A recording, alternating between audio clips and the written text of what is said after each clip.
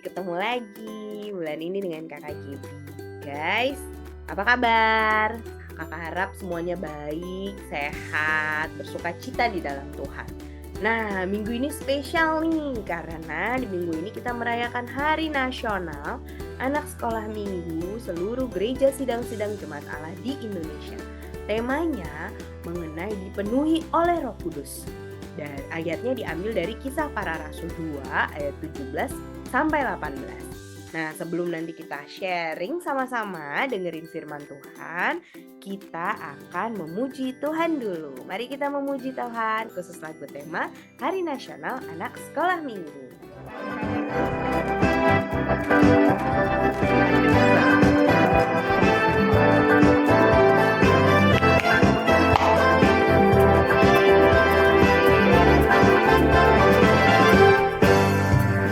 Roh Kudus penghiburku, penolongnya selalu setia. Dia sahabatku, tak pernah tinggalkan, selalu ada. Saat hatiku susah, saat hatiku senang, Dia ada. Roh Kudus penghiburku, penolongnya selalu setia. Dia sahabatku, tak pernah tinggalkan, selalu ada. Saat hatiku susah, saat hatiku senang, Dia ada. Dia bersamaku selalu, Dia di sisiku selalu. Dia membimbingku dan menuntun langkahku. Dia bersamaku selalu, Dia di sisiku selalu. Dia membimbingku dan menuntun langkahku. Oke adik-adik, sekarang kita akan mendengarkan firman Tuhan. Mari kita berdoa terlebih dahulu. Tuhan Yesus yang baik, kami mengucap syukur bisa bertemu lagi di acara sekolah minggu online pada hari ini. Kami mau mendengarkan firman Tuhan. Terima kasih buat kesempatan kami bisa mengikuti sekolah minggu online. Tuhan kasih kesempatan juga supaya kami bisa ikut dalam sekolah minggu yang onsite. Tuhan tolong supaya firman Tuhan yang dibagikan dapat menjadi berkat bagi kami, membuat kami semua semakin bertumbuh dalam pengenalan akan Tuhan Yesus. Terima kasih Tuhan Yesus, segala hormat, pujian, dan kemuliaan hanya bagi Tuhan. Di dalam nama Tuhan Yesus, haleluya, amin. Ya, seperti yang sudah Kak Gaby bilang sebelumnya, pembahasan kita judulnya adalah dipenuhi Roh Kudus. Nanti adik-adik baca dulu ya Alkitabnya. Yang belum bisa baca, bisa minta tolong bantuan orang yang di rumah untuk bacain firman Tuhannya. Kita belajar dari Kisah Para Rasul 2. Nah, siapa sih Roh Kudus itu? Sebelumnya ayat masnya dulu nih ya. Kita baca di Kisah Para Rasul 2 ayat 17 sampai 18. Akan terjadi pada hari-hari terakhir, demikianlah firman Allah, bahwa aku akan mencurahkan rohku ke atas semua manusia. Maka anak-anakmu laki-laki dan perempuan akan bernubuat, dan teruna-terunamu akan mendapat penglihatan-penglihatan, dan orang-orangmu yang tua akan mendapat mimpi. Juga ke atas hamba-hambaku laki-laki dan perempuan akan kucurahkan rohku pada hari-hari itu, dan mereka akan bernubuat. Ini pembicaraan mengenai Roh Kudus. Jadi, kalau kalian baca di Kisah Para Rasul 2 ayat 1 sampai 21, setelah Tuhan Yesus naik ke surga, murid-muridnya berkumpul di satu tempat di Yerusalem karena Tuhan Yesus berpesan untuk mereka berkumpul di situ, lalu mereka berdoa dan menunggu datangnya penolong yang dijanjikan Tuhan Yesus. Penolong yang dijanjikan Tuhan Yesus inilah Roh Kudus itu. Roh Kudus adalah roh dari Allah yang turun ke bumi menggantikan Tuhan Yesus untuk menyertai dan menjaga kita, menemani kita sebagai pengganti dari Tuhan Yesus. Kalau Tuhan Yesus kan menjelma sebagai manusia, hidup di dunia, mati di kayu salib menebus dosa manusia, bangkit dan naik ke surga. Begitu Tuhan Yesus naik, gantian Roh Kudus yang turun. Setelah mereka berdoa dan berdoa, suatu hari mereka merasakan ada angin keras yang datang memenuhi tempat mereka. Lalu tiba-tiba di atas kepala mereka tampak api-api seperti lidah-lidah api. Lalu mereka juga bicara dalam bahasa-bahasa yang baru yang belum pernah mereka pelajari sebelumnya. Ada yang bicara bahasa sing, bahasa orang-orang lain, atau bahkan bicara bahasa yang bukan bahasa manusia. Apa yang terjadi? Mereka dipenuhi oleh Roh Kudus. Itu adalah tandanya Roh Kudus datang hadir dan ada di tempat itu memenuhi murid-murid Tuhan Yesus itu. Apa yang terjadi begitu mereka dipenuhi oleh Roh Kudus? Mereka jadi berani. Terjadi hal-hal yang tidak biasa. Mereka bicara dalam bahasa-bahasa baru. Mereka menjadi berani bersaksi tentang Tuhan Yesus. Bahkan salah satu orang murid Tuhan Yesus yang tadinya penakut dan menyangkal Tuhan Yesus, yaitu Petrus, dia berani saat itu bersaksi di hadapan banyak orang. Jadi saat itu lagi banyak orang-orang dari seluruh dunia berkumpul di Yerusalem untuk merayakan Pentakosta, yaitu hari keluarnya bangsa Israel dari tanah Mesir.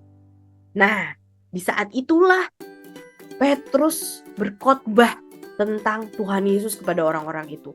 Dan murid-murid yang lain juga berbicara dalam bahasa-bahasa yang lain. Orang-orang sampai bingung, mereka bicara dalam bahasa-bahasa yang baru. Padahal mereka ini kan bukan orang-orang terpelajar. Mereka ini kan cuma nelayan. Kok mereka bisa ya bicara dalam bahasa-bahasa yang baru? Saat itulah Petrus berani menceritakan tentang Tuhan Yesus, menceritakan siapa itu Tuhan Yesus, dan mengapa mereka jadi berani seperti itu. Nah, kita tuh mau mencontoh Petrus dan murid-murid Tuhan Yesus yang lain. Kita mau juga dipenuhi oleh Roh Kudus. Apa sih dipenuhi Roh Kudus itu? Tadi sebelumnya kita udah belajar tentang siapa Roh Kudus itu. Sekarang kita belajar apa sih dipenuhi Roh Kudus itu? Dipenuhi Roh Kudus artinya Roh Kudus menguasai hidup kita terus-menerus, sehingga semua hal yang kita lakukan dipimpin oleh Roh Kudus. Keputusan-keputusan kita, hal-hal yang kita lakukan, semuanya dipimpin dan dipengaruhi oleh Roh Kudus. Kenapa sih kita harus dipenuhi oleh Roh Kudus? Karena kalau Roh Kudus memimpin hidup kita, kita mampu untuk melakukan segala sesuatu sesuai kehendak Tuhan.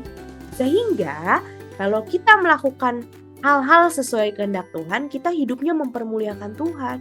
Kita jadi berkat buat orang-orang di sekitar kita, jadi berkat buat teman-teman di sekolah, buat papa mama di rumah, buat guru di sekolah.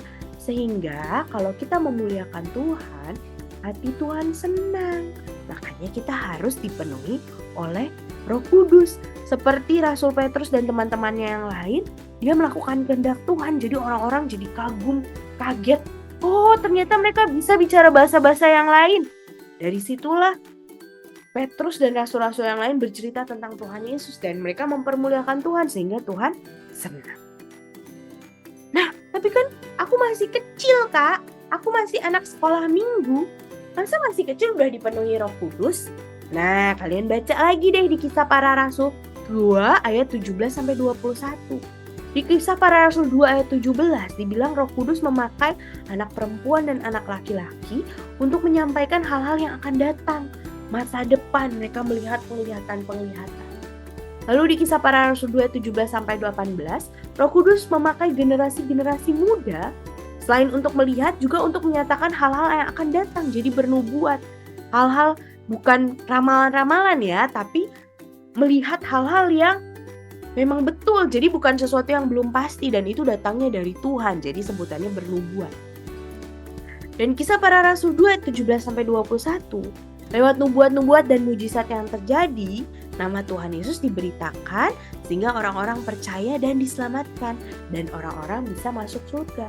Jadi walaupun kita masih kecil, walaupun kita masih muda, kita bisa banget adik-adik dipenuhi Roh Kudus.